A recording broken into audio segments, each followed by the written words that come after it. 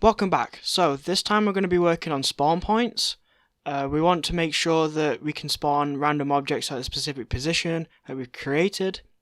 We're also going to be working on trying to slow the player down when they go onto land, and when they come off land, speed the player back up to its normal speed. We'll do a hunger bar frame, just adding that onto the already existing hunger bar, and we'll finish it off by having a brief look at databases and having it for inventories, which I think might be a little bit obsolete now since it was a few years ago I worked on it, but I still wanted to show that I could do something like that. So spawn points are going to be just random points on the map that are going to spawn different kinds of objects, specifically things like maybe rocks or different kinds of foods. So right now I'm creating an empty, which is the level gen. It's going to contain all our spawn points, all our objects, and then we're going to add a little bit of an icon so that we know what they look like so we can see them. Once I've added a few of those, we can start.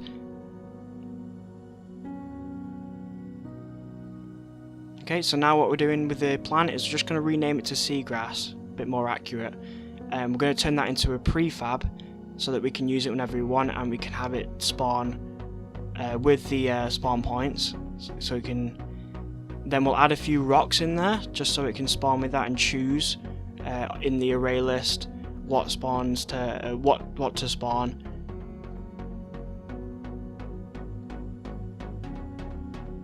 Just having a look at collisions, adding a bit of a collision to the rocks and such, which I think I do get rid of while I'm testing and stuff. Yeah, I'm adding a few variations of rocks, which I will turn into prefabs.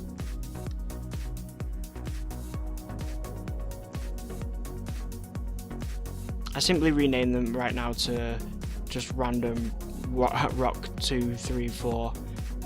Just for simplicity.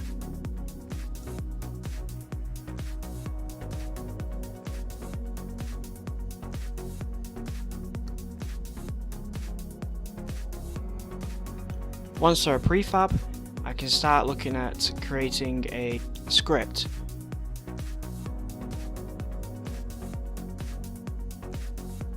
Which will just be, as I said, it's just a random array list with objects, and it'll just it gets position of the specific object that the script is attached to, and it'll just choose between the array what object to spawn.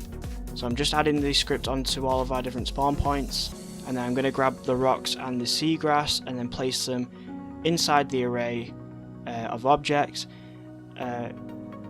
This means that the spawn points will now choose a random object from the array list to spawn. So I'm just adding them now. Now this is I can always change this and add more prefabs into there and more objects into the arrays whenever I need, if I'm ever adding more variations of rocks or adding more variations of food. So once that's done, I give it a quick test. So just a quick look of pressing play just to see what's randomly spawning. It's working. Give it a bit of a play to see what it looks like with the level.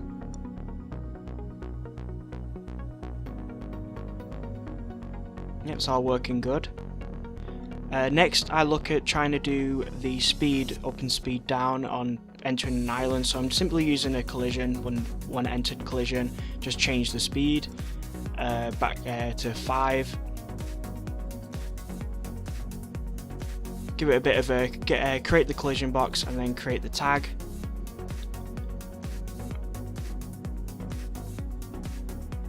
So I'm going to slow it down and give it a quick test.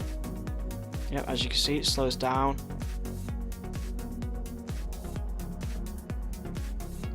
And then I create a quick exit. When exiting the collision of the island with the associated tag of island, it'll speed the speed will go back to how it originally was. I just move some of the sharks spawning around and add a couple more.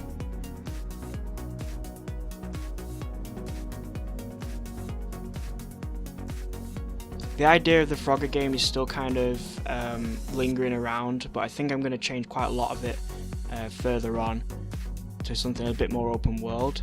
As you can see, I'm just creating the bar, which is a frame that I've created in another software. It's just a bit of pixel art to add a bit of decoration to it. I don't think I like it, so I'm pretty sure I've changed it now, basically, because I didn't really like it. I've removed it, but I do end up using it still for other things later on.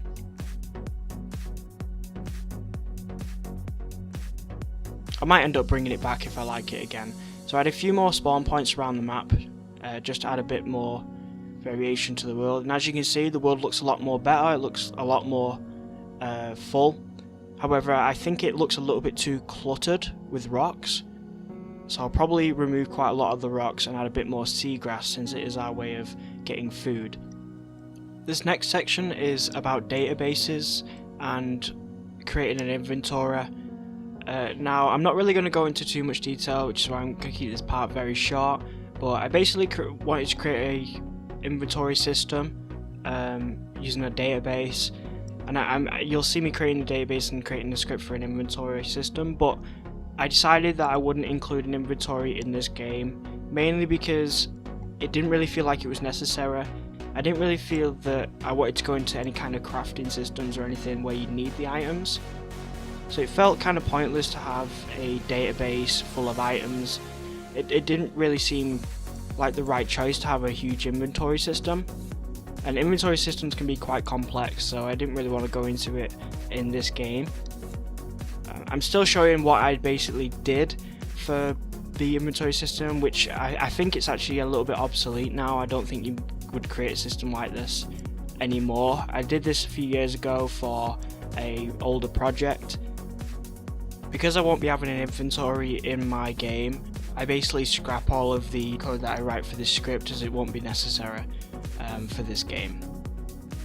But I still left this footage in just to show that I was building it. I'm still trying to learn databases again. It's still, again, quite new to me.